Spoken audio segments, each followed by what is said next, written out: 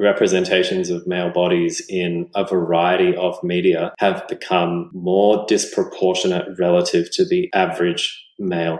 Luke Skywalker, Han Solo from the original Star Wars, the action figurines look like normal, regular guys, but then for the re-release, they look jacked. Magazines, TV, you see a similar pattern. Being a young guy growing up and thinking, oh, how am I supposed to look? Am I attractive? Am I hot? And you look for a frame of reference. Let's say you see 100 male bodies in your media diet per week. The 100 that you see today in 2023, you come out on the negative end of those comparisons much more than you did 20, 30 years ago. What is muscle dysmorphia? You can think of it like reverse anorexia. Sometimes it's been called bigorexia or musclerexia. If anorexia is a preoccupation with wanting to be thin and typically being successful at achieving that, then muscle dysmorphia is the opposite direction. The preoccupation is wanting to be as muscular, as leanly muscular as possible, and obviously extends beyond just being a hobby or a pleasurable pastime. It causes real misery and impairment for the folks who have it. What are the risk factors for this? Risk factors include things like low self-esteem. Guys that have muscle dysmorphia, they almost always have pretty low self-regard, and training, dieting, looking their best is one way to feel better about themselves. Often it's one of the few, if not the only ways for them to achieve that. There is often a history of bullying. They may have been skinny when they were younger. Maybe they were fat and were teased and want to do something about it. They may have experienced some trauma, whether physical, sexual, or similar. Often they're perfectionists, so they want to do a job to their absolute best, and they want it done right, which means that if they're going to train, they want the best training regimen. If they're going to diet, they want their diet to be on lock, and they pore over research. They really can't stop. And often some obsessive compulsiveness as well. So folks that have muscle dysmorphia will tell us, when I do something, I really do it. I go for it. I can get a little obsessive about it. What does that tell us about why muscle dysmorphia comes about? That it's born out of, is it feelings of weakness and maybe some learned helplessness perhaps in some regards, and a few other bit. What does it tell us, all of those different risk factors you've just explained there about why muscle dysmorphia comes about? Well, when your training is on lock and your diet's on point, it gives you a sense of control. It gives you a sense of control, and it gives you a sense of achievement. And having a feeling of control and achieving and having success in any pursuit is generally and broadly great. But in muscle dysmorphia, it becomes the singular focus. And generally speaking, when anything becomes a singular focus, where it's the salve to a wound like low self-esteem, it doesn't often work out very favorably for the person affected. Does it co-occur with anything else? So you mentioned there that people tend to be slightly obsessive. Does that mean that there is more obsessive compulsive disorder? Is there autism spectrum disorder? Is there anything else? Yeah, all of that's slightly elevated. I think depression is what you see quite a lot. It's not clear that the depression is there first. I'd say it often comes about afterward. So if you have been training and dieting that hard for so long, maybe it's cost you a relationship or two, maybe you don't socialize with your friends as much as you used to, then depression is a fairly understandable outcome of going through that for some time. Guys with muscle dysmorphia, a higher background rate of having anxiety in general, often some social anxiety, particularly when they were young.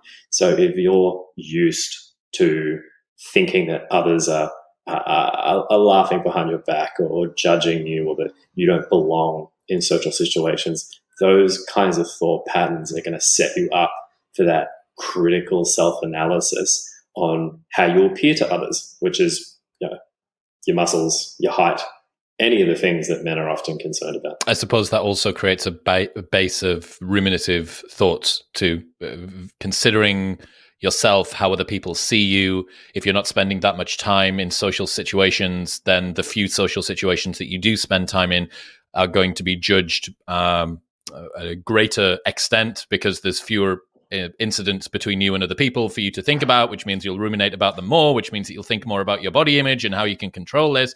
And because you're not that socially adept, you think, well, the way that I should become more socially adept is by getting bigger in the gym because that's the only thing that I've got control over in my life. And it means I need to diet harder. And if I get bigger, then the girls will like me. Yeah, I mean, you're yeah, exactly right. You may be able to tell a little bit of personal story coming through here. But, as someone who really didn't understand social dynamics very much, especially throughout school and then getting into university, I really was just like thrust into this hyper-social world and I didn't understand how to navigate it that much. And this is, 2006, 2007. So like miscbodybuilding.com forums and Gotcha. yeah, like I know exactly what you're talking correct. about. Like, dude, this was before Ziz. So in the pre-Ziz era, before If It Fits Your Macros was revolutionary and not old hat. And that, for me, very quickly, I attached a lot of my sense of self-worth to this. Throughout second year and third year of uni, Thursday night, Friday night, Saturday night, I would be hosting in a nightclub with my top off, with a bunch of my mates, pouring drinks down everyone's throats and having a good time at like this brand new premiere, the number one nightclub in the city. And that very quickly attached my sense of self-worth to the way that I looked because I was the guy, one of the few guys that was walking about with his top off. And that meant if I was bigger or if I was leaner, then people would respect me more. And you can very quickly wrap your sense of identity and self up in your condition. Yeah, exactly. And that often is true, especially when you're younger. Like there's not that many arenas where young people can compete, in a social kind of way and achieve success and be respected. People, young people are not so different from one another at that point. You're all in high school together. The way you look is such an easy thing to attach your self-esteem and self-worth to. And it's so clearly digested by your peers as a marker of social status and success. So it's no wonder that so many young people end up getting into the kinds of mindset that you found yourself in. Found myself attaching importance to my appearance when I was a teen, as almost all teenagers do. And ultimately, or ideally, as people get older, they find the job that is their passion, they find interest, hobbies, they find their tribe. Suddenly, there's lots of different social arenas that you can put effort into and achieve prestige in and feel good about yourself from there that aren't your appearance, but that takes time. That's getting older. What is the age of onset for body dysmorphia amongst males? I'm going to guess that 9-year-olds don't have body dysmorphia. No, they rarely do. We know that young kids are aware that there are ideal ways for men and women to look, so they pick up cues from society. But in terms of when muscle dysmorphia onsets, it's really after adolescence, where you start to see big differences due to puberty in the rate at which boys are developing. Suddenly you are short and there are tall kids. Kids are getting broader, they're getting more muscles, but you've still got those skinny, lanky arms. And a lot of adolescents are suddenly aware that their body can be different to their peers. And then they're kind of thrust into this environment where you throw sex and attraction and dating on top of that, where it feels if you don't pay attention to this, then you're just not going to make it. Like you're not going to have the respect to get the girls.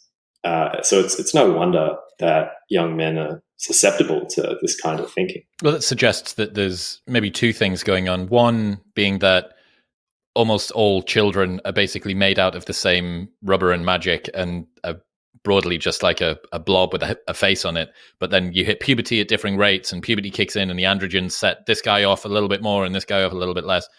Yeah. But the other thing being that sexual selection and being chosen and the desire to be chosen and realizing that you yourself are a sexual being is very intimately linked with men's views of, and presumably females as well. I'm going to guess that you don't see anorexia in like 6, 7, 8-year-old girls either.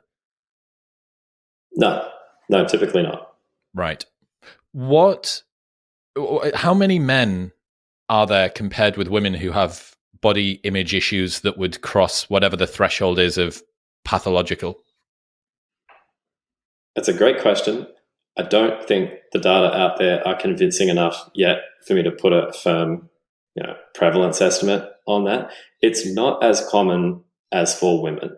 So women, by and large, experience more eating disorders. They're more likely to say they don't like the way their body looks at all levels of severity, from just not really liking it all the way up to the kinds of severe body dissatisfaction that might characterize eating disorders.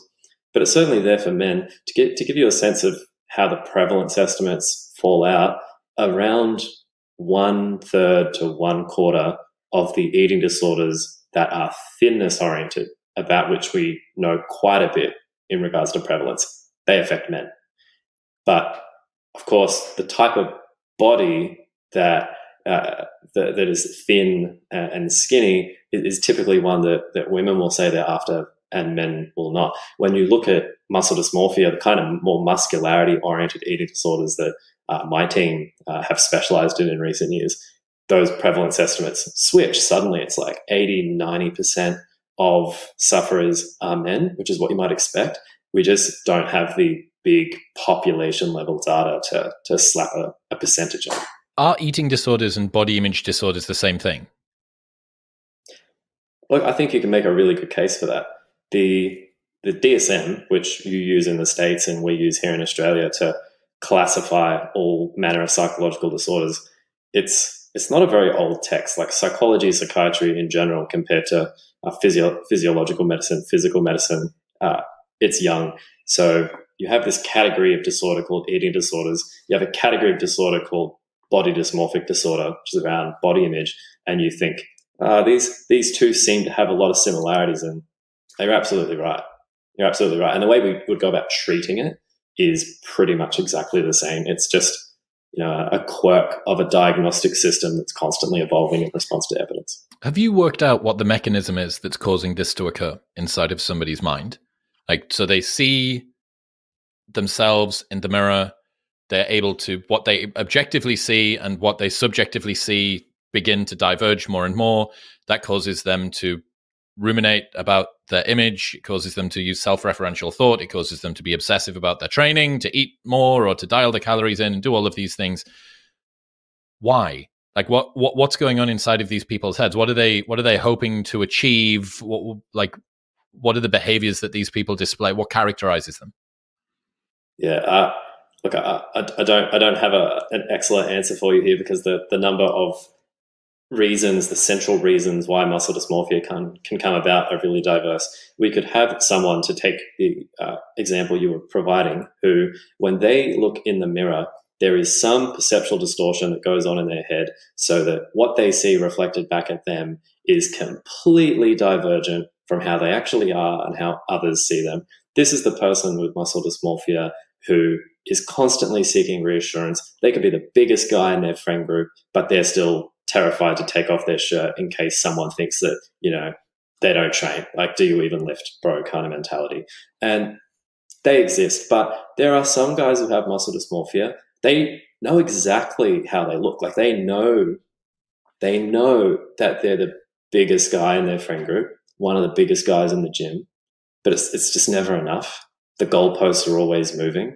They get to one point, get to one success, but then it's on to the next, because perceptual distortions are not the motivating factor there. Could have been, as in the words of one of the guys we were interviewing with muscle dysmorphia earlier this year, that when he was younger, he got bullied for being scrawny, and this kid would come up and put his fingers around this guy's wrist just to show how skinny his wrist was.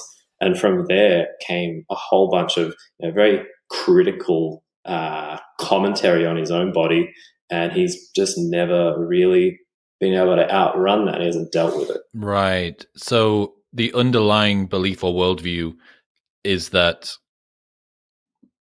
if I continue to train, something will happen that will fix the problem that I've got inside. Yeah, it's that control, right? Like if I get my training on lock, if my dieting is on lock, and if I keep just doing this, things will be better. Like the underlying problem, insecurity, the distortion, it will go away, but it's not going to. It's for the same reason that someone who has body dysmorphic disorder, they think their nose is grotesquely misshapen even though no one else can see it. They go to a cosmetic surgeon who says, yeah, I'll fix your nose right up. Here's a nose job. They get it done, and then they look in the mirror and they go, still doesn't look right. I think they botched it. I'm going to have another one, because it's not the problem. It's just not the underlying problem. I saw an article that I've had saved for the last couple of months since I knew that you were coming on, which you may be familiar with. Poor relationship with one's father associated with heightened muscle dysmorphia symptoms via vulnerable narcissism. You familiar with this? I'm familiar with the title. So something that's been happening in research on muscle dysmorphia that I think is worth mentioning is folks who do research and have been doing it for some time in the area are wanting more focus on studies with clinically diagnosed individuals with muscle dysmorphia. The study in question you've just mentioned no doubt has some value, but it's using self-report questionnaires of muscle dysmorphia symptoms. And what tends to happen, right, is you might get 300 college students recruited into a study like that one, and you give them a symptom questionnaire of muscle dysmorphia, and like the average level of muscle dysmorphia symptoms when you look at it is just a bunch of guys who go to the gym and train. Like it's not the same. It's just not the same. Yeah. And you can say, oh, okay, but if they score above 20, we're going to say that, you know, it's our clinical cutoff and they've probably got it. Again, it's just not the same. We don't know enough about muscle dysmorphia. You've really got to sit down with someone for 45 minutes to work out if them hitting the gym twice a day, 6 days a week is just something that they do for fun because they're a bit of a gym rat, or if it's an actual problem. So what's the difference? And I think this is important because what we spoke about earlier on, this very high number of men who are dissatisfied with their body in one form or another. But the difference between it being, you know, a clinical diagnosis or something that's pathological, and it being what almost any guy who goes to the gym feels like, which is, I wish I've got this insertion thing on my bicep and I really wish I could get that to be a little bit more. And, it's the lats, because if I could get a little bit more width on the lats, I'd feel a little bit more sort of fuller from the back.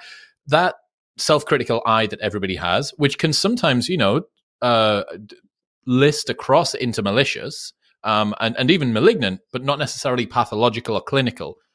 What's the line between them?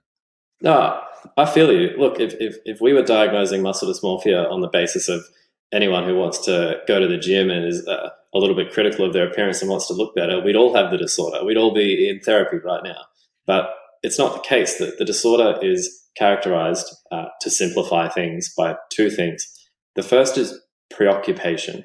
Now, preoccupation in clinical psychology, a very specific term.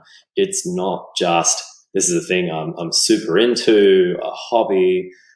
It's preoccupying.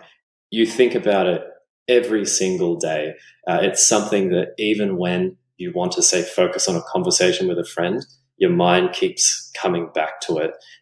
It might be that you're training, you're dieting. It's something that you just cannot stop thinking about, focusing on, planning around, to the point where you start to stress if you aren't going to be able to eat the food that you need as part of your diet plan, if you won't have control over the food, if you think there's a chance that your training might be a bit compromised the next day, if you go and do this social plan, you start to make compromises like this. And one of the good red flags that we look out for is, well, in the context of an interview, we'd ask this, but your listeners could do it as a self-reflection, is to think about how you would feel if you couldn't train for 1 week. Now, if you don't have muscle dysmorphia, you might just find that irritating or disappointing. Now, you've got goals. People want to meet their goals. Folks with muscle dysmorphia are good at doing it. So totally fine. But when you have a problem, that 1 week, that's anxiety. A lot of it might be guilt. Guys might say, I would feel like shit if I don't have it. If I miss my training, then like the whole day is pretty much wasted. Forget about it. There's shame. There's guilt. There's a lot of very mean body commentary. They might feel like their muscles are shrinking, like they're going backwards, and then suddenly, the mean voice in their head is all they can think about until it goes away when they step back into the gym and they're back on lock and things feel okay again. So if that sounds like you, then you're potentially flirting with muscle dysmorphia territory. That was the first one. What's the second one? Oh yeah, thank you for keeping me in check. So the second one is impairment, right? So generally speaking, in ClinPsych, if you don't have impairment, if you aren't suffering and your relationships aren't suffering, your work, your study, if your day-to-day functioning is fine, then you don't have a problem. Like, I don't care if you're in the gym 6 days a week, 3 hours a day, if you've got a really tightly controlled diet, if the fridge is full of Tupperware containers and that's all that's there, and you bring like little packets of fat-free salad dressing out to hang with your friends. If you're loving your life and you've got relationships you're happy with, friends, with family, if you can take your shirt off during sex or at the beach, then you don't have muscle dysmorphia. You're just super into the gym, more into the gym than I am. But like you're super into the gym, man. It's fine. But if you're the sort of person for whom life outside of the gym is controlled by the gym and controlled by training and controlled by calorie restriction and diet and macros, that's it. Yeah, then it's not. And what's really tricky in eating disorders and muscle dysmorphia is this thing in clinical psychology called ego syntonicity, where it feels like it's working for you. The disorder feels like it's a good thing. If you have depression, no one wakes up with depression and goes, oh, this is so great. Oh, I love feeling miserable every day and doing nothing. But when you're in the throes of anorexia, you could be in the hospital with a feeding tube down your nose. But because you're so wrapped up in the need to be thin and to not eat, you can convince yourself and try to convince the others around you that actually everything's fine. Like it's going great. Similar thing can happen in muscle dysmorphia. Guys' lives can be slowly falling apart. They can have partners saying, look, it's really intense now. Like you're getting really intense. Maybe they're starting to lose friendships, but hey, it's better than being fat, or it's better than drinking and doing drugs on the weekend like everyone else. You can rationalize it as something good for you. And it's only when you look back that you go, oh, damn, I was in deep. I did not see it for as bad as it was. This is one of the most interesting elements, I think, of your work, which is muscle dysmorphia is one of the very few mental disorders which has positive reinforcement. And not only positive reinforcement individually, but positive reinforcement socially as well. There are very few things. If your schizophrenia is getting worse and you're strolling down the street with your friends, talking to yourself or pointing out all of the animals that aren't there. Yeah, there's very few pats on the back. Precisely. Whereas if you rock up after having spent the last 3 months monk moding it in your house, you've lost your girlfriend, your testosterone's through the floor, you hate yourself, you can't bear to look in the mirror, but you've managed to gain, 5 pounds of muscle and you've lost a couple of % of body fat, your friends will go, yo, dude, you're fucked. Yeah. You've been training? You look jacked. You look good. Yeah. And look, it's deeply frustrating for us too, because you could have a young woman with anorexia who we're trying to say, don't do this, don't get this thin. I know that you've got beliefs about what people are attracted to or desire and what gets you respect as a young woman, but it's not the be all and end all. And when she says to us, but people treat me better as I get smaller, she's not wrong. Right? That's a difficult spot to be in. It's a difficult thing to resolve. Guys with muscle dysmorphia are just the same. They've put in all this work to get to a certain size, and in some respects, their life may have improved. right? If for them what is important, and it often is, I'm more desirable, I get more respect, that it isn't sufficient to offset all of the energy that's going in and the crumbling that's happening around. Just makes it really hard to do therapy. Such a nuanced point to try and get across, that the net benefit from this is in the negative overall. That when you cross into the I can't bear to go away on holiday, dude, I remember as a young 20s something guy, I would go on holiday to places that were within a close radius of the gyms, because I knew that I had to train. Yeah. And if I was going away to Ibiza with the boys, we'd go away to Ibiza maybe twice a year or something each summer. And I'd do a hard cut for 8 or 10 weeks to get that one photo or to look good at the beach club. When I traveled around Thailand when I was 27, 28, this was a little bit more well balanced. I was coming out the back of the aesthetic side, but I basically did my entire trip around Thailand, moving from Muay Thai gym to Muay Thai gym. That was the foundation of my day. That felt a little bit more holistic because it was the people I was going to hang with, and I knew that we had similar goals. But I can see this, move from more pathological to less pathological. I can see that arc in my own life. I can observe it happening to myself. So thinking about the fact that, and it's such an easy trope on the internet, right, to say, well, look at all of these fat fucks. 60% of America's overweight, 40% of America's obese. What do you want me to do? You just want me to be one of those low testosterone cucks, just like the rest of the world? And you're like, no, absolutely not. It's not denying the fact that you can take tons and tons of value, both yourself and in terms of how you're respected, your prestige, your ability to show dominance and feel confident and comfortable in the world, and that the world is going to reinforce it and they're going to make you feel better about yourself. Yeah. But there's a limit, bro. But there's a limit. I agree. I call it boring solutions to exciting problems, because the problem is exciting, right? And in your head, the solution, to find balance and everything in moderation, it's not very TikTokable, you know what I mean? And it's hard to grasp, especially when you're young.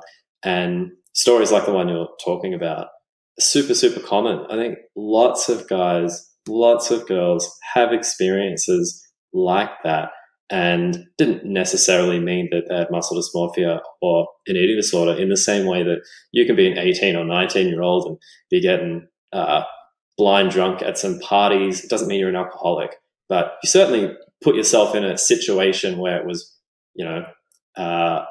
a chance, a higher chance than it is perhaps now, when, like myself, you have a 2 pale ales on a Friday and then you're home. So I do feel for young people trying to navigate this. And I don't think that things like social media are very assistive to young people looking for frames of reference. It's pretty tough. If you want a realistic depiction of what other people's bodies look like, Instagram is not the place to go, right? I was looking, dude, I went back through some photos of me from, must have been 2018, I think 2017, 2018. And I remember at the time, this was after a big injury that I'd had, and I'd dropped tons of condition and I'd got smaller and lighter. And it was after this year that I'd been in really great condition. I remember thinking at the time, God, I look so shit compared with how I was now.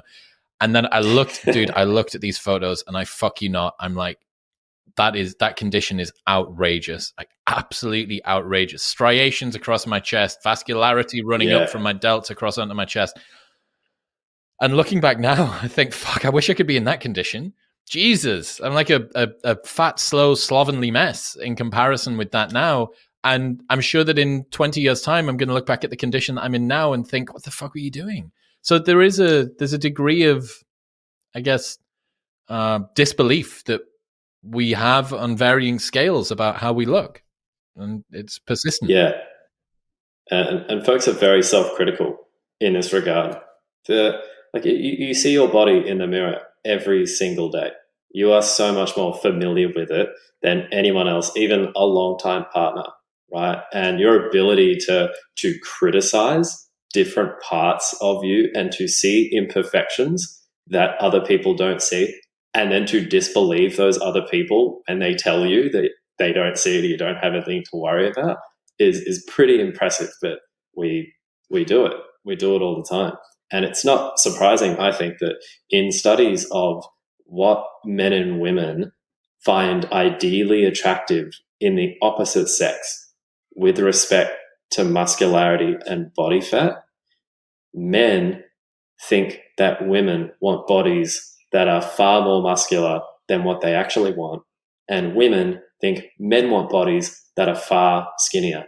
And when they're asked to select, proportions of men who they think have a type that is, they want skinny women with big boobs, and then for men, tall men with broad shoulders, they're wildly divergent on that too. All of the nuance that comes in your 20s and 30s when you finally encounter people who can say, I actually kind of like men who are a bit more waifish and effeminate. I don't like the big jacked bros.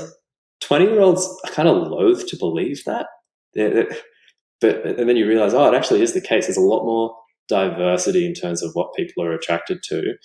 Sure, there's a general trend, but man, you cannot base worldviews on general trends. It's too black and white. Correct. Yeah, there is an average. I think, on average, taller guys will be more successful in the dating market. On average, correct, guys that have a broader shoulder to waist ratio will be more successful. On average, guys with a lower voice. On average, guys with a full head of hair. But Jason Statham fucks. Like, he's seeing, is it Rosie Huntington, whatever her face is? That like fucking hypermodel from the UK that was in Transformers. My point being that there are particular markets for pretty much every single niche. And, I don't think, I'm not the guy that's going to advise anybody not to go to the gym. I think that for every guy, it's protective. I learned this from Ed Hagen the other week, that it's protective against depression. That depression, when you control for pretty much everything else, depression seems to be it seems to be very highly correlated with physical like fragility. The less physically fragile you are, the more robust you are defended mentally against depression through how you show up physically. So I'm like, go and train your hand grip or whatever it is that it goes on. But yeah, it's such it must be fascinating to try and parse all of this apart, because you've got a world which will reward people for being in good condition.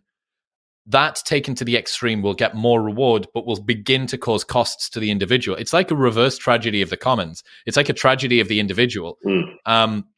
So I know that, I think I've heard you say that 20s, the typical avatar for this would be a guy in his 20s or his 30s that is going to the gym and maybe using steroids and doing the blah, blah. Why does it start to drop off in 40s? Well, some folks will go and get treatment, but I think another significant contributor, and you see this for a number of psychological conditions, including things like social anxiety, it's called spontaneous remission, and it's where the disorder kind of resolves on its own. And the process of that happening is not dissimilar to how you felt about training and dieting when you were, say, 20 compared to now. It's not that you're a fundamentally different person. You've just relaxed in certain areas. You've perhaps diversified your priorities. You probably have a more stable sense of self and self-esteem that's like internal to you, not external, contingent on others. So you would be less likely to have muscle dysmorphia. You would be less likely to be socially anxious. It might push you below the threshold for having the disorder anymore. Now you can just be the guy in the gym who enjoys being there and gets all the physical benefits of exercise, which, as you mentioned, are numerous and very real. And you want as many people in there enjoying those benefits for what they are as possible. Are people less satisfied with their bodies now than ever before? Yes. How so? How do you track that? There are good general population estimates of body dissatisfaction for men and women in several countries. And to take Australia, for example, it's unfortunately the case that, far from all of this awareness and advocacy diminishing body dissatisfaction among women. We've just watched the rate of body dissatisfaction for men climb up at a faster rate than women, such that at some point in the future, we could conceivably achieve parity. So we're not making progress there. And it's not unsurprising, because I have not felt for 1 second, that the importance society puts on physical appearance and the broad arbiter that it gets to be of social success and prestige has diminished. That hasn't gone anywhere. So it's no wonder that when people feel anxieties about being in this social arena, that they succumb to it. There's companies everywhere who will cater to your anxieties, influencers who will have those anxieties, whether intentionally or not, inflamed. That stuff's all still there. How have representations of men changed over the last few decades? They have become more muscular, and that's not just anecdote, that's from research. We can show that representations of male bodies in a variety of media have become more disproportionate relative to the average male. You can look at things like action figurines where, say, Luke Skywalker, Han Solo from the original Star Wars, the action figurines look like normal, regular guys, but then for the re-release, they look jacked. You can see this for Superman, Teenage Mutant Ninja Turtles, Batman. When you look at magazines, when you look at TV, you see a similar pattern as well. So in terms of being a young guy growing up and you're thinking, oh, how am I supposed to look? Am I attractive? Am I hot? And you look for a frame of reference. Let's say you see 100 male bodies in your media diet per week. The 100 that you see today in 2023, you come out on the negative end of those comparisons much more than you did 20, 30 years ago. You're not measuring up, as far as you're concerned in your own head, a lot more than you used to. I heard you talk as well about the switch from thin spo to fit spo for girls. Yeah. Can you explain that? Yeah, and that sucks. So in the late 90s, early 2000s, pro-ana, thinspiration, huge thing on Tumblr and elsewhere, where the goal was to be as thin and skinny as possible, and you'd see lots of motivating images and memes being like, nothing tastes as good as skinny feels, etc. Do you remember thigh gaps? Do you remember when thigh gaps were a trend? Oh, I remember, and they're still there. They come up on TikTok reasonably regularly, like a cycle of body trends. And Fitspiration emerged as this quasi-healthy balance, right? Where it's like, don't just be a waif. Don't be thin and skinny. Get healthy and build some muscle. But the bodies that you see in images that are valorizing, right, this fit and healthy lifestyle, you'll have a woman who is very skinny and has a six-pack. And I'm sure you would be familiar, and as many of your listeners probably are, that if you're a woman who wants to both be thin, strong, and have a six-pack, it's going to be even harder work than if you're a guy. It's even more impossible to get that body type. And the idea that we've, made this gigantic improvement in representation for women's bodies, we've just given them another thing to chase. Very interesting, man. Which I see, I've got a number of friends. Lucy Davies is one of them. She's marrying my good friend Ben, and she had eating disorder, and she regularly posts photos of herself, from when she was at the depths of anorexia and she was super, super thin. And now she's, she runs and does all this stuff, and she eats peanut butter sandwiches and has an almond croissant and doesn't really care so much. But there is an element here where I think a lot of the girls downstream from that, or some of the girls downstream from that, now have they're waging a war on two fronts. That it's not just that they're trying to be thin. It's like, right, I need to be thin, but I also need to be able to deadlift 100 kilos. And, that's also tough. So, super tough. And well, I guess because you're coming at this from a clinical psychiatry perspective, I don't think that anybody would argue that a woman who is, probably a healthy BMI, who is holding more muscle, whose bone density is improved, who's got a better VO2 max, who's got a better resting heart rate variability, all of this stuff. Physiologically, they are probably objectively significantly better than the size 0 girl that had dieted themselves into the floor. But from a clinical psychiatry perspective, I imagine that there isn't actually all that much difference. They're still ruminating about their body image, still obsessing, trying to dial absolutely everything in, still probably got terrible ruminative thoughts about the way that they look and stuff like that. And I guess this is a difficult line to pass as well. Again, objectively, the world is not only going to say, yeah, you look good and wow, that's healthy. And, it's so much better than when you were really, really thin. But where's the drive coming from mentally? How much of that has been fixed? Yeah, exactly. The underlying psychology is still there. And that's part of the reason why we often see in guys with muscle dysmorphia, they've had a history of anorexia. Or guys with anorexia, they've had a history of muscle dysmorphia, because the underlying psychology is the same. Maybe the disorder got really rough, and so they engaged with some medical professionals or talked to people in their life who said, okay, maybe just try and pull back on this. And instead they've shunted it in the other direction, because they're still that same person, and they get caught up in it again. We call it, is it the tyranny of progress? Yeah, the tyranny of progress, because the progress comes up in the narrative of people with muscle dysmorphia constantly. They have to be progressing. They have to be getting better, because they didn't used to be how they are now. They were deficient in some or many ways. And now they've finally got to this point where they can be okay with themselves, but they need to get more, and you have to be on block with your diet, your training to progress. But it's a tyranny, because it's never enough. A good sign that you don't have muscle dysmorphia is if you set yourself a goal and you get there, and then you're just happy with yourself.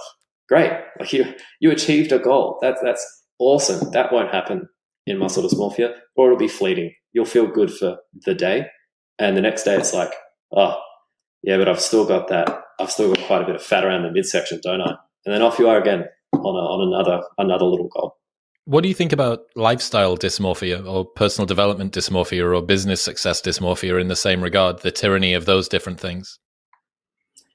Yeah, I've got you. So look, I think anytime you put all of your eggs in one basket and have your self-esteem and sense of self-worth and what makes you feel like you're in control of your life coming from one source, you just make yourself super vulnerable. That's a fragile psychology, right? And it's no wonder that we have so many terms like workaholics, for example. Some of these have lent themselves more to clinical psychology and psychiatry in the way of diagnoses than others. Oh, you mean that you haven't managed to come up with some sort of diagnosis DSM statistical manual for monk mode grind set sigma males? Oh, believe me, I'm trying. Just out there trying to diagnose as many as I can and bring that money in. But I take your broader point, right? Because you are correct that the way clinical psychology and diagnosis are set up, we more readily recognize the pathology that comes from the singular pursuit of some things. We have preoccupation, and less with others, because workaholics can ruin their lives, but we're not going to see that as a diagnosis anytime soon, I suspect. So interesting, mate. It's like this cyclical dissatisfaction, or this ambient dissatisfaction that happens. I have a goal, I work to the goal, I achieve the goal, I'm dissatisfied. I set another goal. I presumed that this goal is what it was, because it wasn't big enough, it wasn't long enough, it wasn't whatever enough. Yeah. And I'm really trying to square this circle as somebody who takes an awful lot of value in progress in life, in becoming better, in growing his impact, in improving day by day. And I wonder how much of, I've said this to myself for a very long time, how much of your personal development is papering over the cracks of fundamentally not being happy with the person that you are and feeling that you're not worthy of love and acceptance and praise unless you're making progress. And the reason that progress is able to paper over those cracks is because as long as you're continuing to make progress, it doesn't matter if you're dissatisfied with yourself right now, because the version that you are tomorrow might be the one that you can finally be satisfied with. Yeah, and you'll find out how much of a problem it is once there is a setback or something that stops you from making progress. Because if it is an issue that's substantial lurking in the background, you won't find that enjoyable at all. And it's a matter of balance, that boring solution to exciting problems again, where I think achieving and being driven is important for people to feel good about themselves. And having a core, inalterable sense of your worth as a person is core as well. You need both. And both of that just makes for a healthy individual. That's a strong psychology that is resilient against the world and that can grow and evolve as a person strives and succeeds. That's a really good point. And I think that, again, it's a subtle one, but an important one to think that for all of the people who are part of the Sigma male grind set mode thing, which I fall into as well. I had fucking David Goggins on the podcast a couple of months ago, right? Like, he's the ultimate fucking... That man is grinding. He's the ultimate discipline, bro. Goggins be grinding. Yeah, correct. He'd always be grinding. But there is an element, I think, and I would say this to David, if you require this complex framework of daily activities in order to buttress your sense of self. And I don't know whether this is true. I don't know whether if he did take time off, how bad he would feel about himself. But if that is the case, how can you say that that's a robust state of mind? The whole goal here that the internet and a lot of the spaces that I inhabit valorize is this, kind of like Spartan-esque, very sort of tough guy. Yeah. I can deal with the discomfort. I can deal with the fragility. Okay, well, deal with an injury for 2 weeks, or deal with not being able to go to the gym.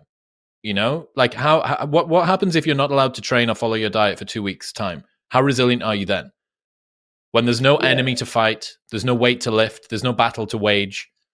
How resilient are you then? And I think that that's a really interesting and a very uncomfortable question, because most people would say, "Oh, but that's just like that's a cooked mentality. You don't need to worry about that. Like you keep grinding, man. Like you just work through the difficulty." And you go, "Okay, well, why is it genuinely?" And you need to ask yourself this question with a very sort of gentle and open heart. Is it because you want to be better, or is it because you have a fear of not being enough? And how much is your drive? How much is your drive coming from both of these? One of the other things that you did, you worked with Grindr, not personally, well, kind of like professionally, you worked with Grindr. What about the gays? Tell me about the gays, Scott. What do we know about the gays? I've got you. Well, first and foremost, the gays are doing just fine. They do experience higher rates of eating disorders and muscle dysmorphia, and it is in significant part because you've got more appearance pressures in that community. And because of that, if you want to feel like you belong, if you want to feel like you've got the right credentials to be in gay spaces, whether it's nightclubs or the famous Mardi Gras parade here in Sydney, feel like the way you look is a pretty significant part of that. So guys are more susceptible to muscle dysmorphia and eating disorders because of that. Gay men. Men sometimes objectify the thing that they sexually desire. Is that news? I believe so. I believe so. I don't know if it'll go international, but it's definitely newsworthy. Well, there's been for quite a while. I know I have a number of gay friends, and it seems to me that gay men are a lot more open around their preferences for what they want, especially physically, from a partner. I know that sometimes they list things on their dating profiles about what they do and do not accept and stuff like that. I imagine that plays into this. Yeah, it does. And you can think of the listing of a laundry list of physical traits that gay men want as sexual partners or partners in general in other gay men as one manifestation of that appearance-centric culture. It's something we would point to say that it's physical appearance is more prized in these spaces.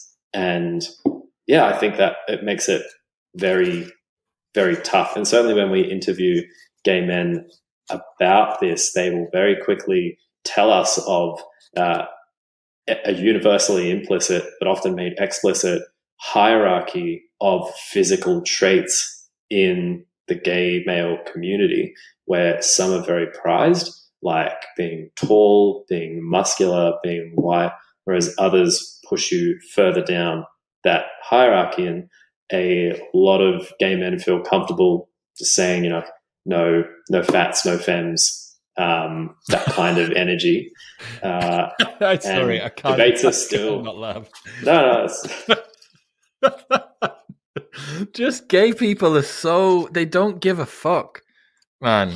Like they don't, like there is a large cohort of them who simply don't. And I suppose as well, this kind of plays out of the male trend of banter and of sort of digging and of being able to take a jab that a guy on Tinder or Hinge who puts no fats, no like masks or something is probably going to come up against some distaste. But in an environment where it's other guys, and no matter how gay and effeminate you have grown up in your childhood, you've been subject to more male banter, and male banter means that you can take the shit a little bit.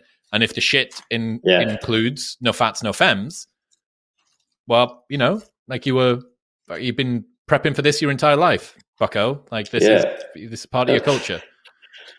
And like the reason we advertise studies on Grindr, so when we advertise on Grindr, our advertisements go out nationwide because we don't just want to talk to people in our own circle. We want to know what people are actually thinking. And like we talk to so many gay men, and the one thing that always happens, they all know that it's a problem. No one is thrilled about this very appearance rampant objectification within the gay men. Like it doesn't mean they don't participate in it, whether with some regret or not, but they can all point to it, and they can all at the very least say, I don't think it's very helpful. Like it can be a pretty mean and dispiriting place to be as a gay man in a gay male community because of those kinds of attitudes and expectations. But as for solutions, those are harder to come by. Well, the problem is that we're fighting with human desire here, right? Like we don't have a massive amount of control, if any at all, over the things that we desire. We can have control over the actions that we take around the things that we do or don't desire. Many people that are listening will have done things physically with people that they didn't desire that much, or maybe didn't really desire at all, and vice versa too. So I think that a challenge that we have here is, we can roll this back into the hetero conversation by saying, well, I can say that because I've got this handlebar mustache at the moment. I'm allowed to bridge the gap across both. What's interesting there is look at the increase in objectification. Am I using the right word there? Would it be objectification? Or like focus on physical appearances? Yeah, it's not, I don't think it's necessarily objectification, but focus on physical appearances. Okay, that gay men find when they're on these sorts of apps. Now, the reason that straight men don't feel quite the same amount is that the other sex that they're being judged by has a different list of criteria. This is to say, not to say that women don't have a big list of criteria. It's just other things, right? It's money, status, etc., a bunch of other traits that you can have. But I do think that, and it's certainly giving me a little bit of pause to think, okay, if gay men are reporting this very overly emphasized focus on physical appearance, what's it like for women? Because women are in the market of men, right? Yeah. We are the supply to their demand problem.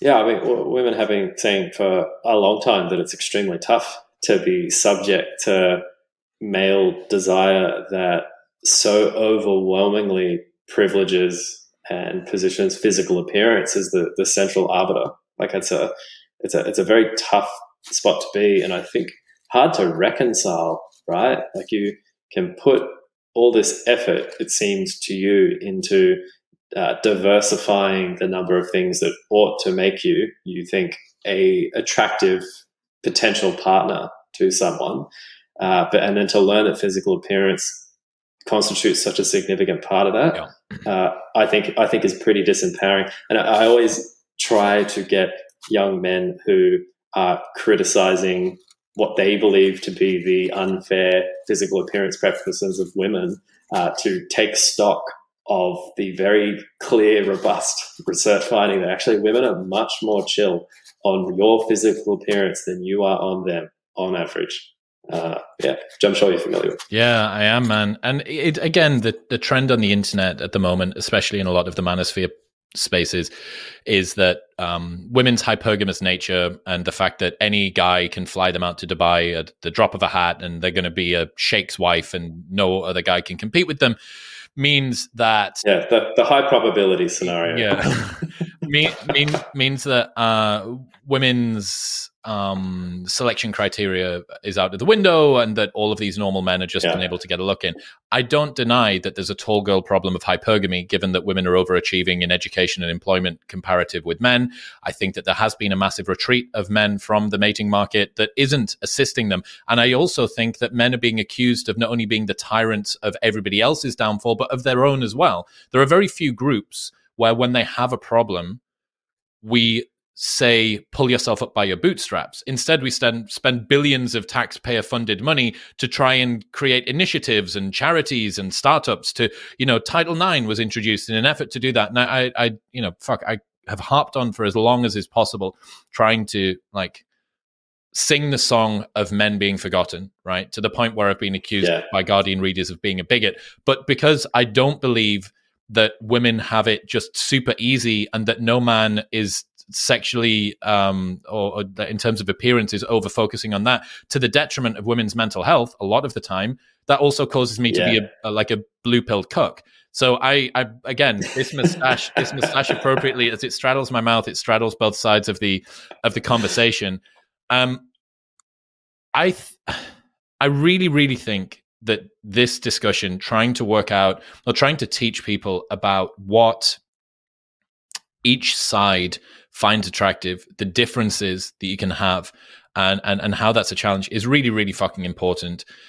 One of the common tropes that we're seeing on the internet at the moment, which you must have become familiar with, is height anxiety amongst men. Yeah, we've put a fair bit of effort into studying this for a while. Tell me all about it. Guys are getting fucking femur extension surgery. They're wearing shoes that increase their height. There's stats coming out of OkCupid and Tinder about if you're below 5'9", don't even bother getting on there. What's the current state of mental health and men's height like? It's definitely a prominent anxiety.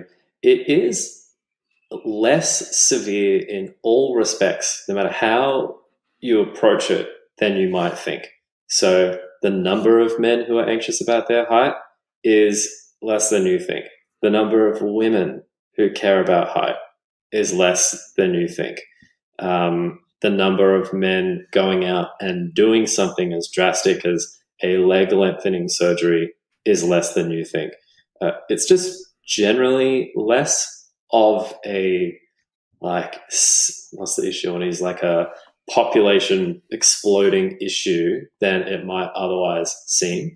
But it's definitely the case that for a bunch of men, it really sucks, and it's understandable why. And there's certainly a preference among women for taller men out there. But that's about where it ends, because there are preferences for women and men toward all sorts of physical attributes. And another thing worth noting is that it's very easy for people to say that they have a preference. Like people can say, I'm into this, and then you might see them dating someone who's completely different. They're almost surprised by who it is that they ended up being attracted to or with. And that tends to happen quite a lot too. You can say, you might be a young woman who wants to date men, being like, I want to date a tall guy, but then you're out, maybe you meet a 5'8" guy who's really funny. You're like, huh.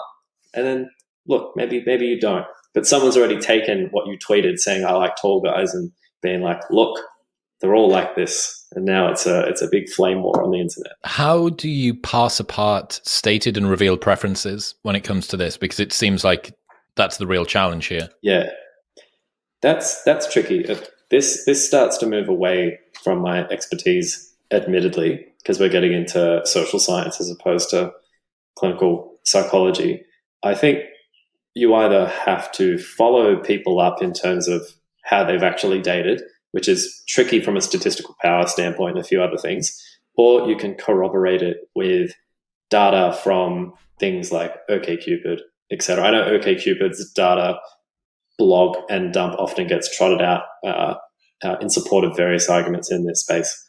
And yeah, there can be a difference between people's stated intentions and their revealed. But again, it tends to be not as drastic as people think, as far as I can tell as well. That's interesting. What about penis size sensitivity? Is this something you've looked at? Yeah, and this one, like, because we've outright looked at how many people are dissatisfied with their height. This is men, straight men and gay men, how dissatisfied they are with their height, their muscles, their body fat, and their penis. We pitted all four against each other because we wanted an actual answer to this. Penis dissatisfaction was right down the bottom. Like, very few men. We said like this stereotype that, you know, when guys get worried about how they look, it's just because they want their dick to be bigger. I think that's like a generations old trope. I just don't think as many men are worried about that as we might think. By and large, what men worry about is, I wish I didn't have as much body fat on me, and I wish my biceps were bigger.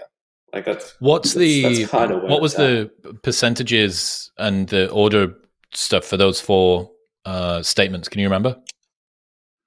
So you'll have penis size dissatisfaction at the bottom. You'll have height dissatisfaction above that, and then you'll have muscularity and body fat sitting quite similarly.